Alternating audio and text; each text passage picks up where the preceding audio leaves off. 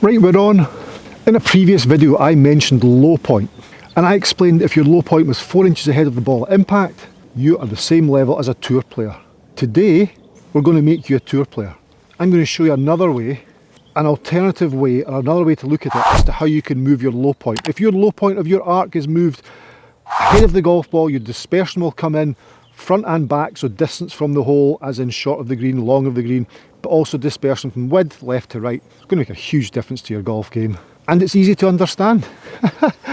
The secret to golf is in the lead shoulder.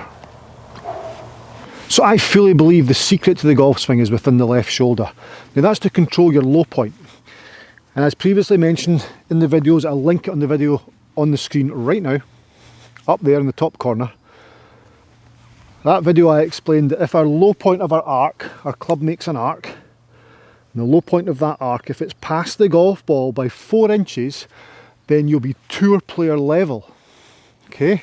I also mentioned that if it's just underneath the golf ball or 1.6 inches ahead, you'll be between 0 and 9, so a 5 handicapper's clipping it off the top, and you can go to 4 inches behind the golf ball for a 32 handicapper. So it really varies. So the further forward the low point, the lower your handicap's going to be. Now that's according to Bobby Clampett. Now, the secret to this is in the lead shoulder. To get that low point to be ahead, ball then tough. To get that low point ahead of the golf ball, the lead shoulder's got a massive role to play in this. Now your lead shoulder for a right-handed golfer is your left shoulder. Getting that to move ahead or back to where it started is key. Back to where it started is key. So if I start there, my lead shoulder's here. If I move the lead shoulder away from the golf ball and I don't get back there, then I'm in problem. My low point's going to be pre-impact. I don't want that, obviously. I want to make sure that when I'm playing the shot here, I get my lead shoulder from its start position, I turn and I get it back to where it was to ensure that's where the low point's going to be, because your low point will line up with your lead shoulder. Now this is the same obviously with driver as well. I know you're thinking now, okay, that's a bit crazy, but it's the same with driver as well. Your low point with your lead shoulder is the same with driver. Think about ball position and stance width. So wherever the lead shoulder is, that generally dictates where your low point is going to be. So when you play the shot, take your address position. Okay. Be aware or feel, you can be able to feel where that left shoulder is in space in relation to the golf ball. So it's slightly ahead of the golf ball just now. I turn off, and then through impact, if I can get towards its original position, I'm going to ensure my low point is after impact. So I'm there. So I got the ball turf strike, so my low point was ahead of impact, was after impact, which was great. Now that's all very, very well, Steve. That sounds easy. Tell me more about it. I know. Now if you're a guy that gets up here and comes out this way, what's happening there? That is, and your low point is post impact, but your divots go left. Now that's a huge problem, and that comes from simple. Okay, you've got to the top of your swing, you've rotated your body open, you've turned open, and in doing so, your lead shoulder goes down, right shoulder goes up, trail shoulder goes up. So now all of a sudden, yes, you're getting your low point, but your low point now, from here, you've opened up and gone down, so your low point's now here. It's way ahead of the golf ball. So let's imagine we're there, left shoulder joint is your low point. You turn, you get back to there, or you turn with left shoulder down. Now at impact you're there, and your low point is way past the golf ball, but your divots point miles left. So these left divots, that out to in slice, even though you're controlling low point, or you feel as you're controlling low point, you're kind of out of sync. So then of course what has to happen? I can't afford to be going this way, I have to be much more there. And when I'm here, my lead shoulder doesn't go down and left, it goes up and back. So my lead shoulder's going up and back, like so. That's completely different. If your divot's to the left, just watch or be aware of how your shoulders are opening through impact. Dress position, there's my shoulder. Okay, so left of the golf ball, shoulder joint there. You can clearly see it is left of the golf ball. I then take my swing up to top. As I come back down, I get it back. My left shoulder then goes towards target and up and starts to go behind me, more towards and up actually, a little bit behind, but you can see there's where my low point's going to be. My hips have turned through, my shoulder, my left shoulder's done its thing, my right shoulder's lower than my left, and if I bring this down here, that's effectively me impact. Now I have a nice straight line between flat left wrist, club face and left shoulder. Okay, so your lead shoulder through impact goes back to its address position. So if that's its address position, take the swing back, okay, it's all going to turn, we get that. It goes back to its address position there, but it's higher than your left. Your lead shoulder is higher than your trail shoulder through impact. Now, I'm going to hit one before you ask the obvious question. What is the obvious question? Let me hit one first. And there, turning, left shoulder goes up. Left shoulder goes up. Left shoulder goes up. I never got fully into that one. Let's do it again.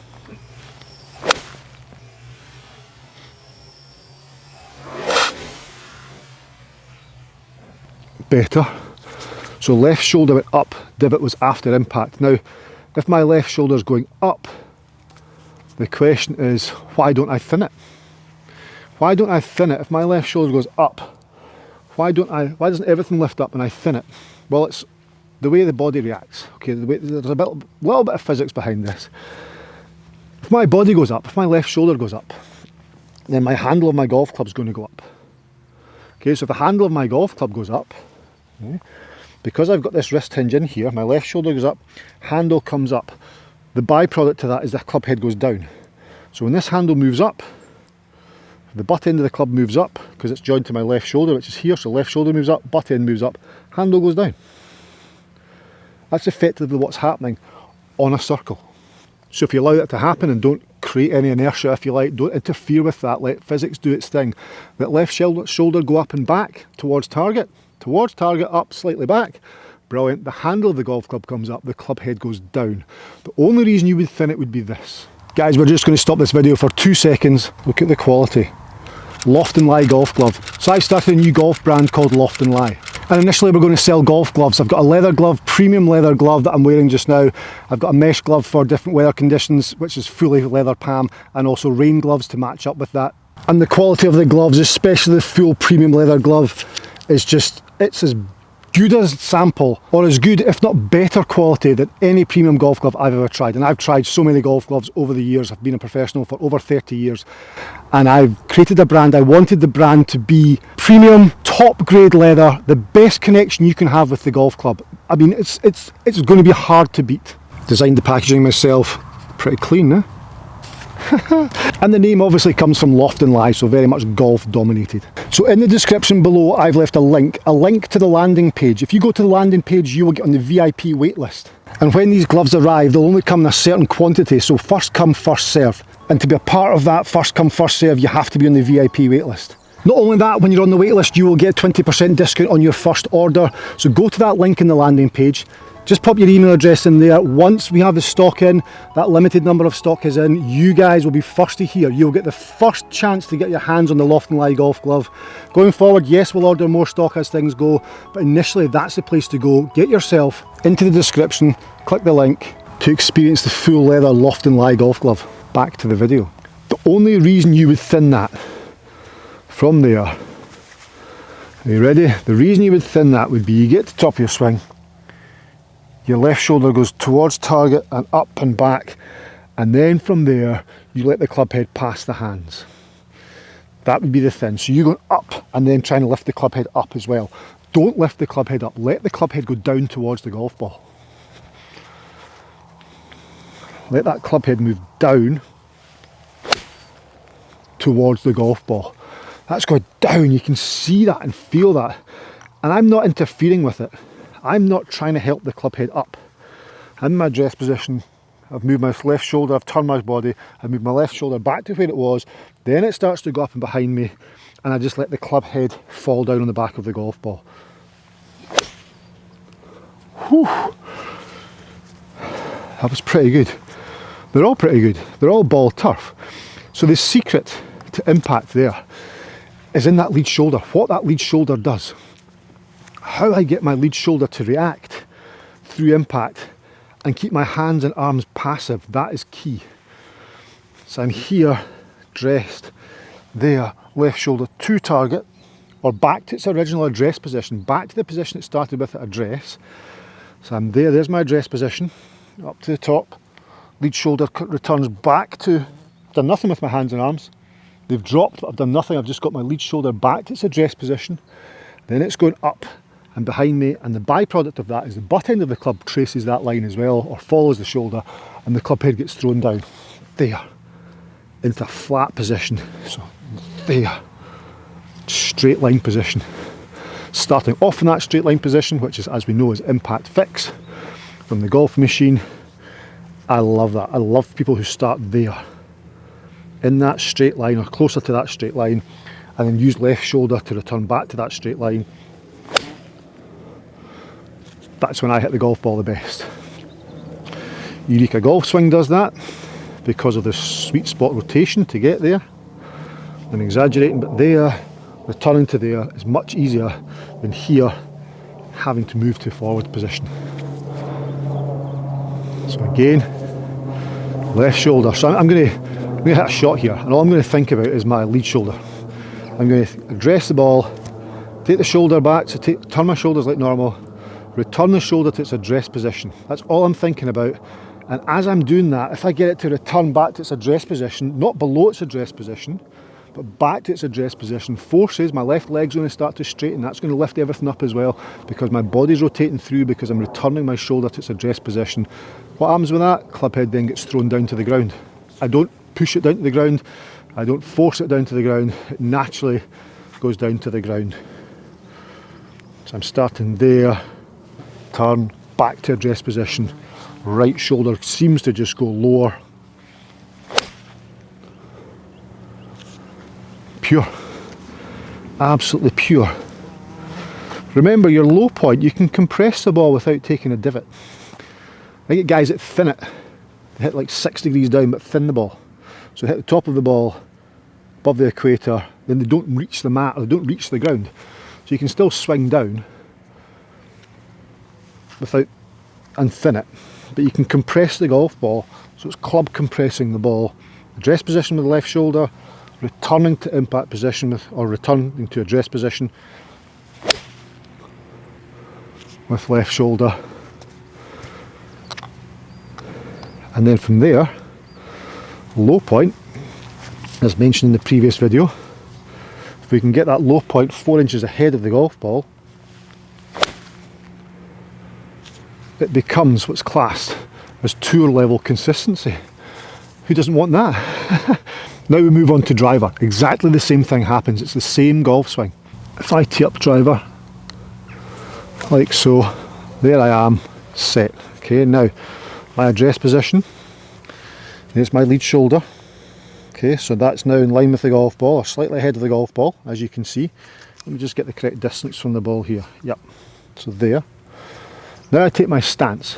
So with driver, I've obviously got a wider stance. My right foot moves further away, which of course puts my body into a tilt. My head's then behind the golf ball. I can maintain that, which is going to help with my low point. Okay, so my low point has to be behind the ball with driver. Now just from there, if I simply take a large step with my right foot, there. Now you can see my low point is considerably behind the golf ball. There. So I'm addressing here. There I am, ready to play.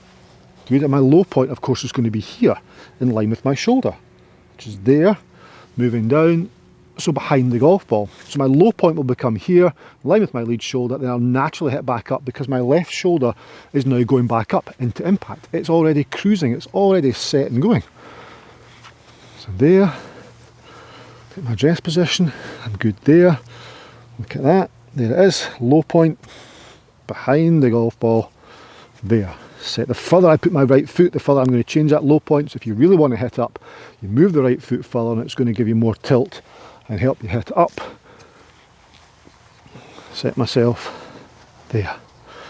I'm good, so my low point's behind there. As I come through impact, of course, same thing happens. Left shoulder goes up, it's exactly the same, nothing's changed. And I hit up on the driver, and it was the same swing, same feeling, same thoughts as I had with my iron swing. The club head was thrown down itself, but my ball position was correct with my left heel, and my low point was gauged because of my right foot stance and where my left shoulder was. I just need to get my left shoulder back to where it started and then going upwards. Easy.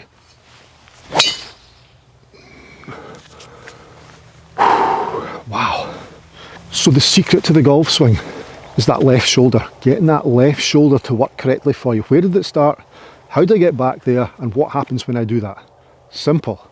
You return back to there, it starts to go back up, round behind you, the butt end of the club moves up, and therefore the club head moves down. Your low point will be 4 inches ahead of the golf ball with an iron, and obviously that's going to change. If you've got a longer iron, your ball position is slightly further forward, but that test was done on a 7 iron.